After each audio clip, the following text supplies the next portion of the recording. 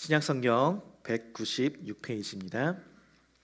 우리가 이전에는 광고를 처음에 드리고서 예배를 시작했는데 저희가 찬양과 말씀에 조금 더 집중하기 위해서 순서를 바꿔서 광고는 제일 마지막에 우리 축도 후에 있습니다. 그래서 여러분 축도 들으시고 그냥 가지 마시고 광고 다 들으시고 가시면 좋겠습니다.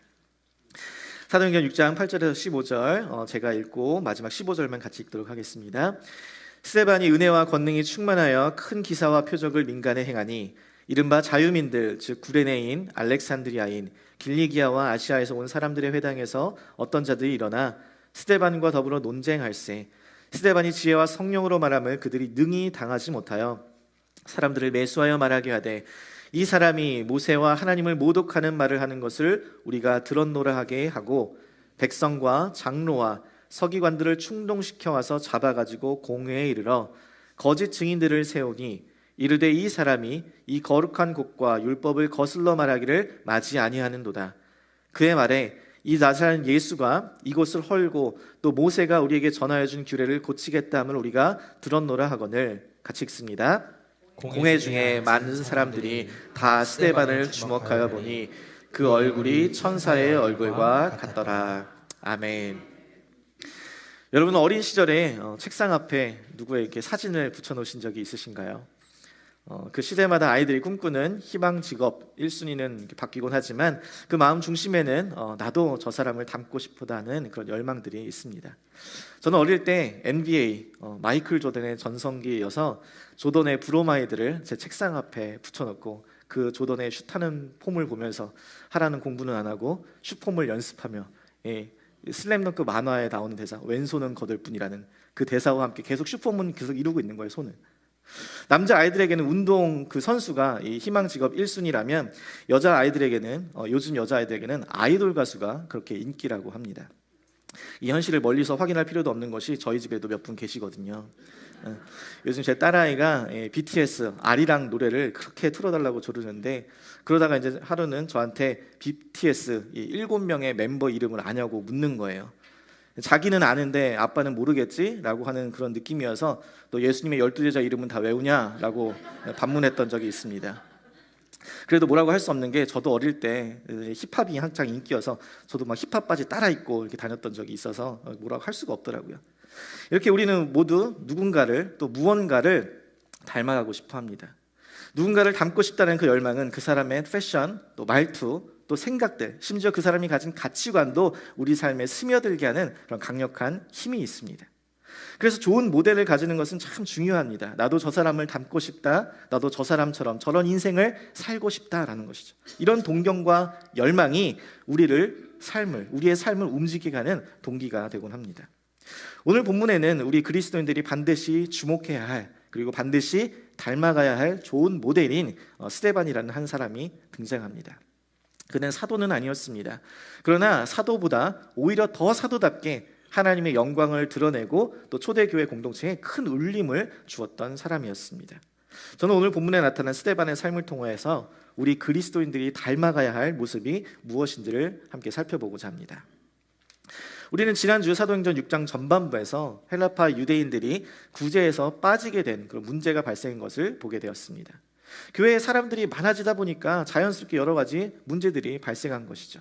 그래서 사도들은 이 자신의 연약함과 부족함 또 한계를 인식하고 새로운 리더들을 세워서 이 사역들을 나누고자 했습니다. 사도들은 기도와 말씀에 전념하고 또 7을 택하여서 구제 사역을 맡겨 서로를 동역하는 가운데 주님의 교회를 잘 세우고자 했던 것이었습니다. 이때 새로운 리더로 뽑힌 그 7 중에 하나가 바로 오늘의 본문의 주인공인 스데반입니다.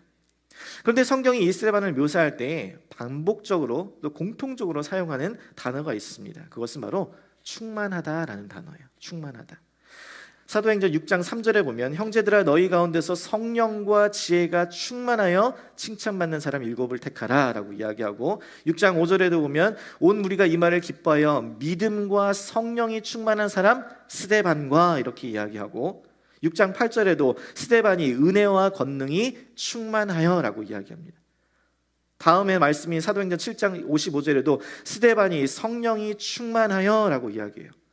그러니까 자세히 보면 이 충만하다는 단어가 이 스데반을 묘사할 때 계속적으로 쓰이고 있는데 계속 다른 말과 반복적으로 함께 쓰인 것을 보게 됩니다. 지혜가 충만하다, 믿음이 충만하다, 은혜와 권능이 충만하다. 비록 이런 말들이 계속 다르게 표현되었지만 모두 하나로 요약할 수 있습니다. 그것은 스데반이 성령이 충만했다는 것입니다. 성령이 충만했기 때문에 지혜가 충만한 것이고, 성령이 충만했기 때문에 믿음이 충만한 것이고, 성령이 충만했기 때문에 은혜와 권능이 충만하였다는 것입니다. 그래서 스데반의 삶을 열어볼 수 있는 열쇠는 오직 성령 충만인 것이에요. 자, 그럼 성령 충만한 그 스데반의 모습은 어떻게 나타났는가? 첫 번째로 8절에 보니까 같이 읽습니다. 스데반이 은혜와 권능이 충만하여 큰 기사와 표적을 민간에 행하니. 아멘. 스데반의 우리가 살펴볼 첫 번째 모습, 그것은 그가 은혜와 권능이 충만했다는 것이. 은혜와 권능이 충만하여서 사람들에게 놀라운 기적들을 베풀었다는 것입니다. 여러분, 이야기 전개의 흐름으로 보았을 때 구제를 통하여서 7 집사를 세웠으니까 이 7 집사를 통하여서 어떻게 구제 사역들을 감당했는지가 나와야 될 것 같은데, 지금 사도행전의 저자인 누가는 그들의 사역이 단지 구제 사역에만 머물러 있지 않다는 것을 보여줍니다.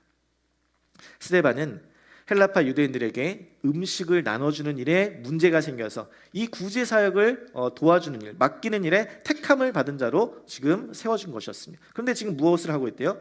큰 기사와 표적을 사람들에게 행하였다는 거예요.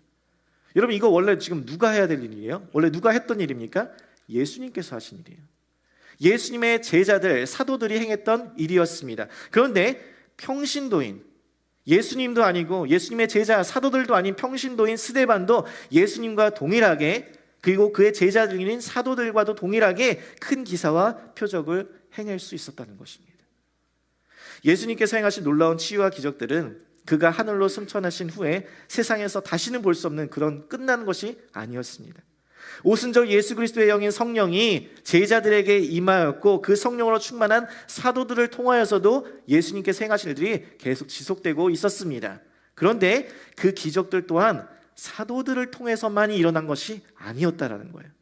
지금 저자인 누가는 이제 단지 사도들뿐만 아니라 예수님을 직접 그의 부활과 그의 죽으심을 목격한 그 사도들뿐만 아니라 평신도인 스데반에게도 이러한 동일한 기적과 표적이 나타난 것을 보여줌으로써 예수님과 그의 제자들의 사역이 계속 연장되고 있다는 것을 지금 보여주고 있는 것입니다. 여러분, 그것이 어떻게 가능한 일이었대요? 그가 은혜와 권능이 충만하였기 때문에. 하나님께서 그에게 은혜를 더하여 주시고 그에게 권능을 더하여 주셔서 하나님이 주신 그 은혜와 권능이 충만하다 보니까 그는 예수님과 그의 제자들이 행하였던 놀라운 기적과 표적들을 그를 통해서 나타나게 되었다는 것입니다. 그러니까 예수님의 제자들, 그리고 사도들, 그리고 스데반까지 그들이 행하였던 이 놀라운 기사와 표적에는 하나의 공통된 연결점이 있었다는 거예요. 그게 뭐예요? 성령의 충만함이었다는 것이에요. 성령의 충만함. 스데반은 성령이 충만했기 때문에 그의 은혜가, 하나님의 은혜가 그에게 충만하게 임하였던 것이고, 하나님의 권능이 그에게 충만하게 임하였다는 것입니다. 여기서 구체적으로 은혜와 권능은 하나님의 복음의 능력을 깨닫게 되는 것이 은혜고, 하나님의 복음을 전하게 되는 것이 권능입니다. 그러니까 성령이 충만하면 그 거룩한 영과 대비되는, 그 거룩한 영에 함께할 수 없는 나의 더러운 죄악된 모습들이 분명하게 깨닫게 되는 것, 이것이 은혜인 것이고, 그 죄악에서 구원하신 하나님의 복음이 얼마나 놀라운 것인가를 깨닫게 되어서 그것을 내 안에만 감추지 못하고 숨기지 못하고 전하게 되는 것, 그것이 권능이라는 것입니다. 그래서 구원이 나의 노력과 어떠함이 아니라 전적인 하나님의 선물임을 깨닫게 되는 것. 그리하여서 사도행전 1장 8절에서 예수님이 오직 성령이 너희에게 임하시면 너희가 권능을 받고 예루살렘과 온 유대와 사마리아 땅까지 이르러 내 증인이 되리라 라고 말씀하십니다. 여기서 내 증인이 되리라라는 것이야. 되어라가 아니라 되리라는, 성령이 임하면 권능을 받는데 그 권능을 받으면 증인이 될 것이라는 것입니다.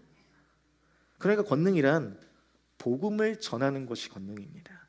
그 안에 능력이 임한다는 것이요. 그 은혜를 나만 누리는 것이 아니라, 내만 감추는 것이 아니라, 숨겨두는 것이 아니라 그 은혜를 전하게 되고 그 복음을 전하는 일에 내 삶을 헌신하는 것, 그것이 권능이 임한다는 것이요. 그래서 성령이 충만한 자의 가장 확실한 증거, 내가 성령을 받았는가, 그것에 대한 확실한 이유는 그가 복음을 전하는 일에 헌신하고 있는가라는 것을 보면 알 수 있다는 것입니다. 놀라운 기적이 일어나느냐, 그게 증거가 아니라는 거예요. 내가 복음 전하는 일을 하고 있는가. 제2차 영적 대각성 운동이 시작되는 시기에 이 부흥의 불길은 윌리엄스, 예일, 하버드, 프린스턴 같은 미국의 많은 대학 캠퍼스부터 시작되곤 했습니다. 그때 사무엘 밀즈라는 23세의 청년은 목사인 아버지의 영향을 받아서 온 세상에 복음을 전하는 그 열정으로 가득 차 있었습니다.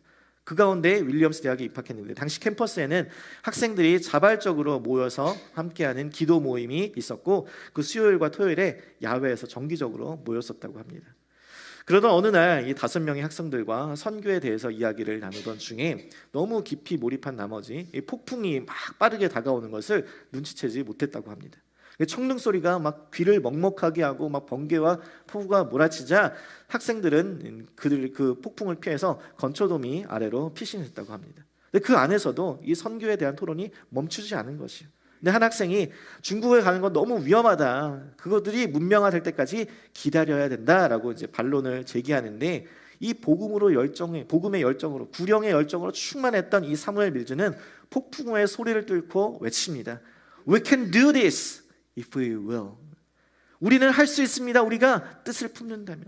그것이 하나님의 뜻이고 우리 안에 열정이 있으면 우리는 할 수 있습니다라고 외친 것이에요. 그러면서 그 기도 후에 5 청년들은 함께 찬송을 부르면서 자신의 인생을 선교에 헌신하게 됩니다.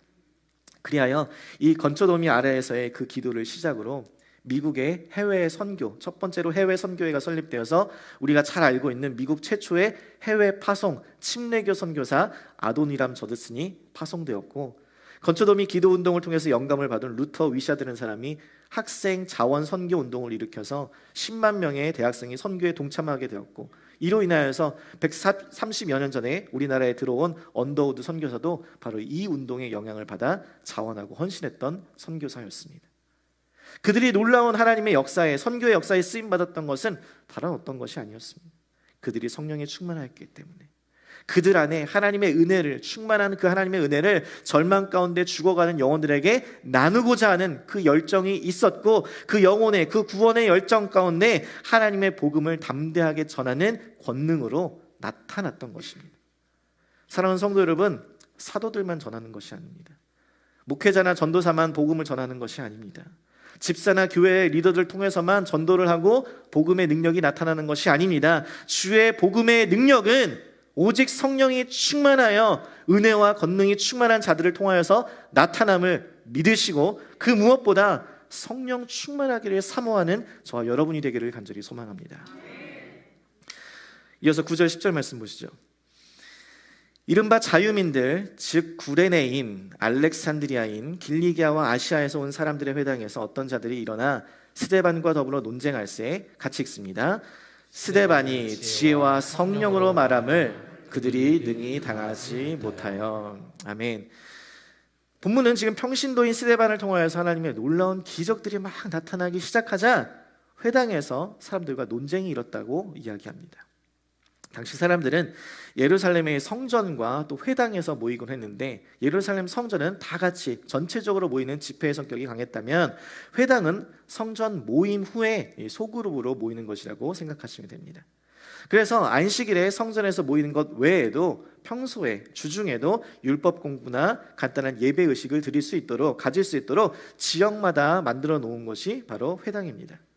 이러한 회당 중에 본문에 의하면 이른바 자유민들, 구레네인, 알렉산드리아인, 길리기아와 아시아에서 온 사람들이 모이는 회당이 있었다고 이야기합니다.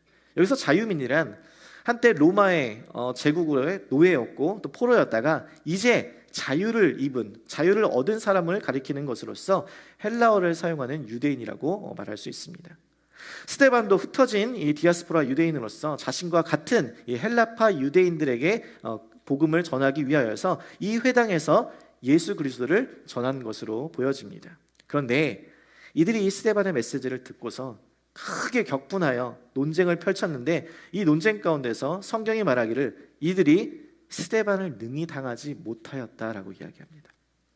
스데반이 너무 똑똑해서 그런 걸까요? 아니면 말을 아주 논리정연하게 청산유수처럼 그렇게 해서 그런 걸까요? 여러분, 왜 그런 사람들 있잖아요. 말싸움하면 절대 안 지는 분들, 말을 너무너무 잘하는 분들. 그 사람이 말을 하면 다 맞는 것 같아요. 막 빠져들어갑니다. 나도 모르게 보험을 들고 있고, 나도 모르게 집에 정수기를 설치하고 있고, 이미 결제 클릭해서 막 배송이 오기 시작하는 거예요. 이런 분들 당해낼 수가 없습니다. 요즘 미국에 이런 일도 있대요. 어느 날 전화가 옵니다. 아마 여기 총영사관 누구누구인데 범죄 행위에 연루되어서 조사에 참여하라고 합니다. 무슨 범죄요? 그러면 범죄 항목은 전화로 직접 말씀드릴 수는 없고 법원 사이트에 들어가시면 확인할 수 있다는 거예요. 지은 죄가 없는데 막상 또 그렇게 전화 오면 얼마나 무섭겠어요, 그죠? 그래서 사이트에 들어가면 주민등록번호를 물어보고 금융정보를 물어봐서 빼내는 거예요. 어떻게 이렇게 잘하냐? 저한테 전화가 왔었거든요. 다행히 제 컴퓨터가 맥이라서 이 한글로 된 법원 사이트가 잘 안 들어가지니까 이분이 짜증나셔서 전화를 끊었어요. 근데 보이스피싱 누가 당하나 싶었는데 한순간이더라고요. 제가 통화하는 중간에 아무래도 수상해서 이름이 뭐냐, 뭐 연락처가 뭐냐고 막 물어봐도 줄줄 나옵니다. 자신의 이름도 다 얘기하고 다 나와요. 이런 분들 여러분 당해낼 수가 없습니다. 그런데 스데반은 그가 말을 잘해서 똑똑해서 그래서 사람들이 당해내지 못한 것이 아니라는 거예요. 그럼 스데반이 어떻게 이들과의 논쟁에서 대항에 설 수 있었을까요? 성경은 그 이유를 뭐라고 이야기해요? 지혜와 성령으로 말하기 때문에 그렇다. 스데반은 신학교를 나온 것도 아니고 학위를 받은 것도 아니고 성경 공부를 많이 한 것도 아닙니다. 그런데 사람들과의 논쟁 가운데서도 사람들이 스데반을 능히 당해낼 수 없는 이유, 그것은 오직 성령과 지혜로 말하였기 때문이라는 것이에요. 다르게 말하자면 그가 성령으로 충만했고 그 성령께서 주시는 지혜가 충만했다라는 것입니다. 사랑하는 성도 여러분, 성령은 지혜의 영임을 믿으시기를 바랍니다. 사도 바울은 에베소서 1장 17절에 성도들이 하나님을 더 잘 알 수 있도록, 깊이 알 수 있도록 성령께서 지혜의 영으로 함께 하시기를 간절히 기도했습니다. 그래서 우리 주 예수 그리스도의 하나님 영광의 아버지께서 지혜와 계시의 영을 너희에게 주사 하나님을 알게 하시고, 고린도전서 12장 6, 8절에는 성령께서 각 사람에게 은사를 주시는데 그 은사의 첫 번째로 지혜의 말씀을 언급합니다. 12장 8절에 이렇게 이야기해요. 어떤 사람에게는 성령으로 말미암아 지혜의 말씀을, 어떤 사람에게는 같은 성령을 따라 지식의 말씀을. 고린도전서 2장 13절에도 같이 읽습니다. 우리가 이것을 말하거니와 사람의 지혜가 가르치신 말로 아니하고 오직 성령께서 가르치신 것으로 하니 영적인 일은 영적인 것으로 분별하느니라. 아멘. 그러니까 성령은 지혜의 영으로서 우리로 말씀을 알게 하시고 깨닫게 하시고 가르쳐 주신다는 것입니다. 그래서 예수님도 누가복음 21장에서 제자들이 복음을 전할 때에 마주하는 환난에 대해서 언급하시면서 이렇게 말씀하십니다. 그러므로 너희는 변명할 것을 미리 궁리하지 않도록 명심하라. 내가 너희의 모든 대적이 능히 대항하거나 변박할 수 없는 구변과 지혜를 너희에게 주리라. 스데반은 이 말씀을 그대로 믿었던 것이요, 환난과 박해와 핍박 가운데서도 끌려가도 걱정하지 마라, 변명하지 마라, 미리 궁리하지 마라. 왜요? 모든 대적이 능히 당할 수 없는, 대항하거나 변박할 수 없는 구변과 지혜를 누가 주신다고요? 성령께서 주신다는 거예요. 예수 그리스도의 영인 성령을 통하여서 우리에게 할 말을 생각나게 하신다는 것입니다. 그래서 이 예수 그리스도의 약속의 말씀은 오늘 본문의 말씀을 통해서 그대로 성취되는 것입니다. 그런데 여러분, 이 말씀은 하나님이 다 알아서 준비하실 거니까 이제는 더 이상 성경 공부 필요 없다, 이런 게 아닙니다. 세상의 복잡한 논리와 공경 앞에서 내 지식을 의지하는 것이 아니라 성령께서 주시는 지혜를 간구하라라는 말씀입니다.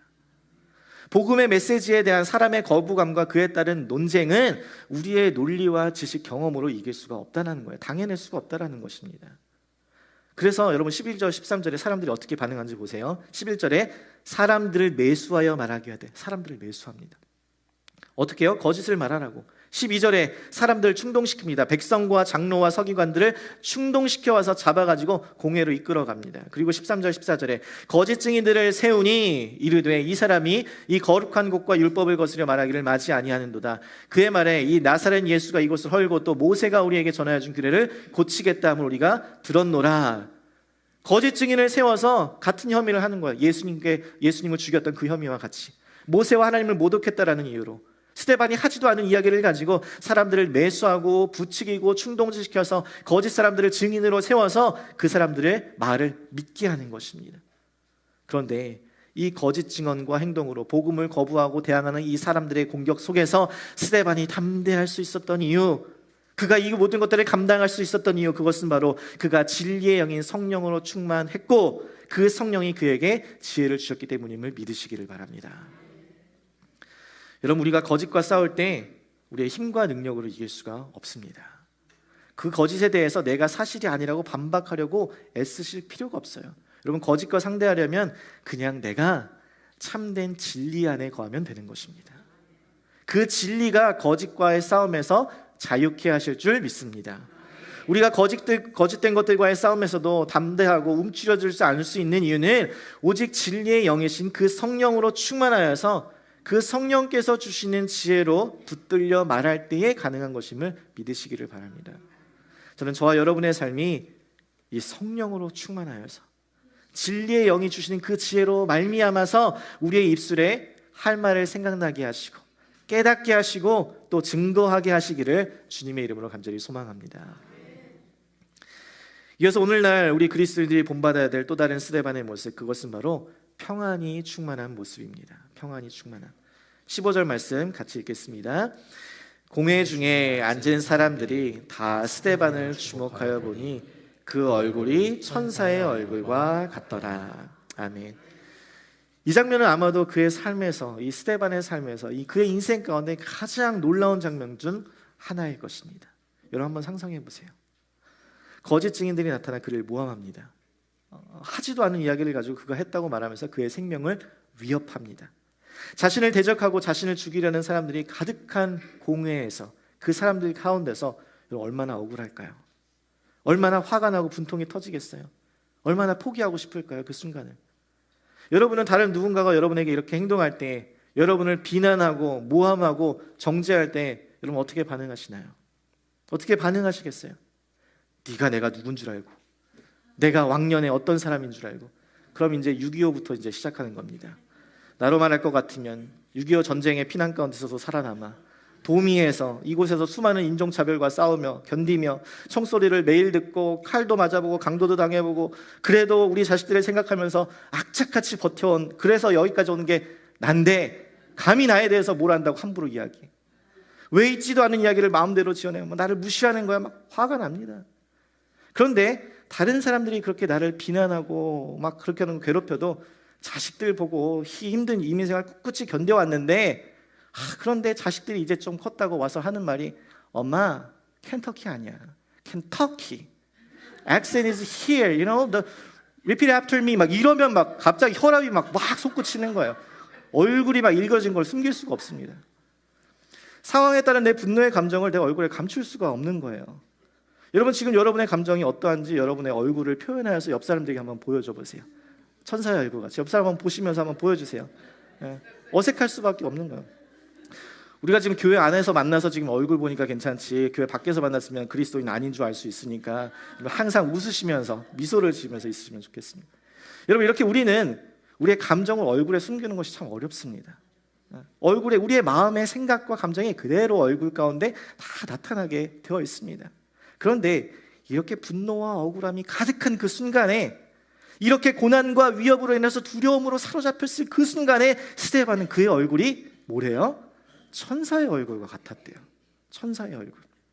이것은 구약에서 모세가 시내산에서 하나님과 대면하고 나왔을 때 그의 얼굴에 광채가 났다라고 하는 그 맥락과 같이 합니다. 하나님의 임재 앞에서, 그의 얼굴 앞에 선 결과로 그의 영광이 그의 얼굴에, 하나님의 영광이 그의 얼굴에 반영된 것이에요. 투영된 것입니다. 조금 더 구체적으로 설명하자면 전능하신 하나님을 대변하여서 그분의 영광이, 그분의 살아계심을 내가 경험하니까 그분이 내게 말씀하신 것에 대한 확신으로 인하여서 그 안에 그 영혼의 평안함으로, 온유함으로 가득 차게 되었다는 것입니다. 이것은 스데반이 마주한 외부의 환경이, 그가 마주하고 있는 그 어려운 고난과 핍박의 상황이 그의 내면의 평안을 빼앗지 못했다는 것이에요. 그가 마주한 고난과 핍박의 상황으로부터 나올 수 있는 자연스러운 반응이 그의 얼굴에 하나도 나타나지 않았다는 것이에요. 오히려 세상이 줄 수 없는 초월적인 평안이 그의 분노와 억울함, 그 걱정과 두려움, 그 모든 감정을 완전히 덮어버렸다는 것입니다. 이것이 어떻게 가능했다고요? 그가 성령이 충만하였기 때문에. 하나님의 영, 그리스도의 영인 그 성령이 그에게 충만하여 그와의 깊은 교제 가운데에 그 안에 진리에 대한 확신, 복음에 대한 확신, 하나님의 살아계심에 대한 확신으로 말미암아 그가 고난 가운데, 핍박 가운데, 박해 가운데서도 그와 천사의 얼굴과 같이 담대하고 평온하게 있을 수 있었다는 것입니다. 제가 이번에 우리 교회와 또 성도님들의 배려 가운데 이제 박사과정을 이제 마무리하게 되었는데, 제 논문 주제가 데살로니가 전서에 나타난 바울의 목회적 설교의 특징입니다. 그래서 오랜 기간 동안 데살로니가 전서를 집중적으로 묵상을 했는데, 지난 1월 말에 제 논문의 마지막 문장을 쓰고 이제 새벽에 잠들었을 때 꿈을 꾸게 된 것이었습니다. 하나님께서는 제 삶의 어떤 특별한 순간에 항상 꿈으로 제게 말씀을 해주시는데, 그것이 하나님이 주시는 꿈이라고 제가 확신할 수 있는 이유는 그 꿈이 너무나 선명하고 또 그 하나님의 뜻과 목적에 대한 분명한 계시와 또 해석이 가능했기 때문이었습니다. 그날 꿈속에서 제가 죽었는데, 양쪽에서 두 사람이 저를 데리고 성전 뒤편으로 걸어가는 것이에요. 근데 그 순간 한참을 이제 걸어가다가 어느 순간 제 양쪽 손에 링이 탁 끼어지더니 그 순간 양쪽에 있는 사람들과 함께 제가 갑자기 하늘로 올라가지는 거예요. 공중에서 하늘로 올라가는 때에, 그러면서 하늘을 날아다니면서 올라가는 그 순간에 또 다른 수많은, 제 앞에 있는 또 다른 수많은 사람들이 땅에서 올라와서 하늘로 올라가기를 시작하는 거예요. 제 눈앞에 그 광경이 확 펼쳐지는 거예요. 근데 그 순간 꿈을 꾸면서도 제가 알겠더라고요. 아, 지금 내가 천국으로 올라가고 있구나. 아, 이게 천국이구나. 꿈을 꾸는 그 순간에 정말 살면서 단 한 번도 경험해보지 못했던, 느껴보지 못했던 그 형용할 수 없는 기쁨과 평안함, 경이로움에 압도되는 거예요. 그 신비로운 꿈을 꾸다가 눈을 뜨자마자 제 안에 너무나 분명한 확신이 확 다가오는 거예요. 데살로니가전서 4장에 주의 재림과 죽은 자들의 부활에 대한 이야기가 나오는데, 거기 16장 17절에 보면 그리스도 안에서 죽은 자들이 먼저 일어나고 그 후에 우리 살아남은 자들도 그들과 함께 구름 속으로 끌어올려 공중에서 주를 맞이하게 된다는 구절이 있습니다. 몇 년간 매일 이 말씀을 연구하다가 논문을 마무리하는 그날에 하나님께서는 제가 연구한 이 말씀이 사실이라는 걸 저한테 확인시켜 주시는 거예요. 근데 그 꿈 가운데 제가 눈 뜨자마자 제 안에 얼마나 큰 기쁨이 있는지, 아, 정말 주의 재림이 있구나. 주님 정말 부활하셔서 우리 가운데 부활의 소망이 되어주셨구나. 우리도 예수 믿으면 부활하는구나. 하나님 살아 계시는구나. 말씀대로 이루시는구나. 그 확신이 저에게 말로 할 수 없는 평안으로 확 임하게 되는 거예요. 꿈에서 깨어나 제 안에서 가득했던 그 평안과 확신, 그 기쁨과 감격은 평생 잊지 못할 저의 영적인 경험이 되었습니다. 사랑하는 성도 여러분, 하나님은 살아계십니다. 말씀대로 이루십니다. 그분의 임재와 그분의 약속의 성취는 우리의 어떠한 상황과 환경 가운데서도 변하지 아니하고 그 가운데서도 흔들리지 않는 평안과 확신의 근거인 것이에요. 저는 이곳에 모인 사랑하는 우리 성도님들이 세상에 줄 수 없는 그 평안을 주시는 그리스도의 영인 성령으로 충만하여서 믿음과 확신과 평안 가운데 거하시기를 주님의 이름으로 간절히 소망합니다. 말씀을 마무리하며 오늘 함께 살펴본 이 스데반의 모습, 은혜와 권능이 충만하고 지혜가 충만하고 평안이 충만한 이 모습은 모두 성령 충만한 삶의 모습이었습니다. 그는 성령이 충만하였기 때문에 그의 삶의 은혜와 권능이 충만하여 그를 통해 기적이 일어났던 것이고, 성령이 충만하였기 때문에 그에게 지혜가 충만하여 많은 사람과 논쟁하였을 때 능히 당해내지 못했던 것이고, 그가 성령이 충만하였기 때문에 그래서 그의 삶의 평안이 충만하고 온유함이 가득 가운데 천사와 같은 얼굴이 나타나졌던 것입니다. 그렇다면 오늘날 우리 그리스도인들이 이 스데반의 삶을 담고자 할 때에 그 열쇠는 오직 성령의 충만함 가운데 있는 줄 믿습니다. 그럼 여러분에게 묻겠습니다. 여러분은 성령 충만하십니까? 여러분은 성령 충만하십니까? 주의 성령께서 말씀하시는 것에 순종으로 반응하며 그 길을, 여러분의 이 믿음의 길을 걷고 계십니까? 바울은 에베소 교회 성도들에게 말합니다. 술 취하지 말라. 이는 방탕한 것이니 오직 성령으로 충만함을 받으라. 아멘이십니까? 술에 취하여 술의 영향력 아래 술의 지배를 받아 방탕하게 허송세월하지 말라는 것입니다. 그리스도인은 성령에 취하여 성령의 영향력 아래 성령의 지배를 받아 한 번뿐인 이 일생을 주의 뜻에 따라 지혜롭게 살라라는 것이에요. 여러분, 우리가 주의 뜻에 따라 예루살렘과 온 유다와 사마리아 땅끝까지 이르러 주의 복음을 증거하는 것, 여러분, 이것은 성령의 충만함이 아니고는 불가능한 일입니다. 복음을 전하는 것 우리의 힘으로 되지 않습니다. 우리의 지혜로 되지 아니하여 이것은 성령께서 하시는 일입니다. 그래서 우리가 이 복음을 전하는 일에 감당하기 위해서 성령에 충만해야 하는 것입니다. 이 성령의 충만으로 우리를 통해 은혜와 권능이 나타나야 하는 것이고 지혜가 나타나야 하는 것이고 그리하여서 평안 가운데 우리의 삶 가운데 반응해야 하는 것입니다. 여러분, 예수 믿고 나서 여러분을 통해 예수 그리스도가 증거된 적이 있으신가요? 전도한 적 있으세요? 예수 믿고 나서 주변 사람들 통해서 저 사람 달라졌어, 삶이 변화된 것 같아라는 그런 이야기를 들어본 적이 있으신가요? 예수 믿고 나서 내 힘으로는 절대 할 수 없는 일인데 성령의 능력으로 그것이 가능했음을 경험한 적이 있으신가요?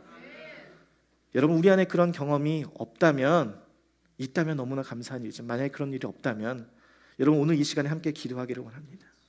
하나님, 나에게 성령의 충만함을 더하여 주옵소서. 내 생각, 내 지혜, 내 경험으로 세상 즐거움과 만족으로 내 영혼을 채우지 않게 하여 주옵소서. 나의 영혼이 세상 자랑과 즐거움 가운데 만족했음을 회개합니다. 성령께서 나를 다스리기를 원하는데 여전히 나는 내 삶의 주인 되었음을 회개합니다. 하나님, 오늘 이 시간 주 앞에 겸손히 엎드러오니 성령께서 나를 가르쳐 주옵소서. 성령께서 나를 깨닫게 하여 주옵소서. 오직 나의 삶과 영혼이, 나의 인생이 오직 성령으로 충만케 하여 주시옵소서. 그래야 이 기도와 저와 여러분의 기도가 되어서 여러분, 우리 모두 성령에 충만한 그리스도의 전도자가 다 되고 우리 교회 공동체가 전하는 공동체로 세워져 가기를 주님의 이름으로 간절히 소망합니다. 기도하며 찬양하며 나아가겠습니다.